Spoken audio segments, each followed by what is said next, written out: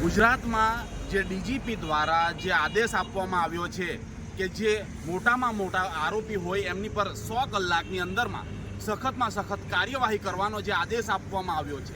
નમસ્કાર, decision news ગુજરાતીમાં આપનું હાર્દિક સ્વાગત છે. હું છું આપની સાથે મનીષ ડોડિયા. જે ડીજીપી દ્વારા જે ગુજરાતમાં આદેશ આપવામાં આવ્યો છે, જે મોટામાં મોટા આરોપી, કુખ્યાત આરોપી હોય એમની પર કાર્યવાહી કરવાનો 100 કલાકની અંદરમાં, ત્યારે એવા જ આરોપી જ્યારે વાત કરવા જઈએ નવસારી જિલ્લાના જે ખેરગામ તાલુકાના જે નિઝામની, ત્યારે એ જે નિઝામની જે એમણે જે ગેરકાયદેસર 4 મકાનોનું જે બાંધકામ કર્યું હતું એનું ડિમોલેશન ગતરોજ કરવામાં આવ્યું હતું. ત્યારે એમાં જે પોલીસ અધિકારીઓનો મોટો કાફલા સાથે ગ્રામ પંચાયતની ટીમ દ્વારા એ જે ગેરકાયદેસર બાંધકામ છે એને તોડી પાડવામાં આવ્યા હતા, ડિમોલેશન કરવામાં આવ્યું હતું. ત્યારે એ જે નિઝામની વાત કરવામાં આવે તો નિઝામ પર જે અલગ અલગ જે ગુના છે એવા 20 પ્રકારના ગુનાઓ એમની પર ફરિયાદ પણ દાખલ કરવામાં આવી છે, FRI પણ થઈ ચૂકેલી છે. એના લીધે એ જે કુખ્યાત આરોપી એને જાહેર કરવામાં આવ્યો હતો અને ગતરોજ એમણે જે ઘર બનાવ્યા હતા 4 ઘર, એમના જે ડિમોલેશનનું કામગીરી હાથ ધરવામાં આવી હતી. ત્યારે એ સમગ્ર દ્રશ્ય જોઈએ અને એ જે ડિમોલેશનની કામગીરી જેના અંદરમાં જે કરવામાં આવી હતી એવા ગ્રામ પંચાયતના સરપંચ અને નવસારી જિલ્લાના જે પોલીસ વડા છે એમણે પણ એ ઘટનાને લઈને શું કીધું એ જોઈએ.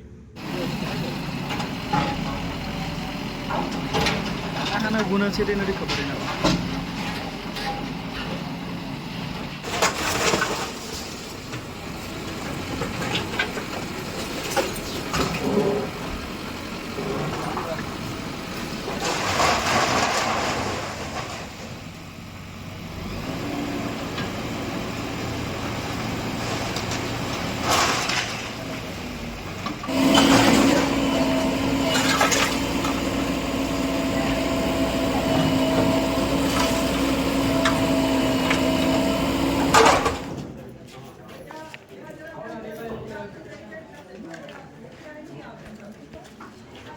માહિતી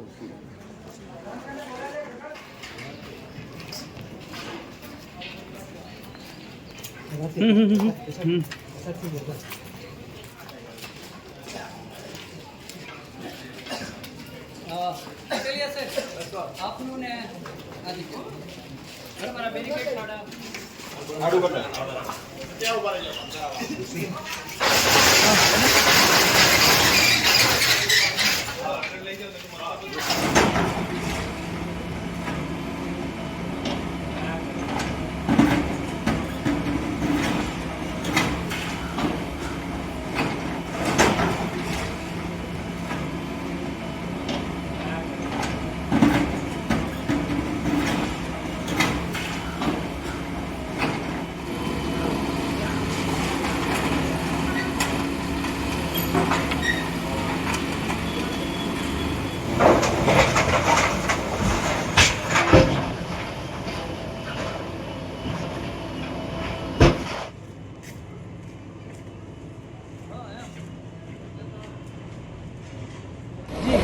નમસ્કાર, હું ઝરણા પટેલ, ખેરગામ સરપંચ.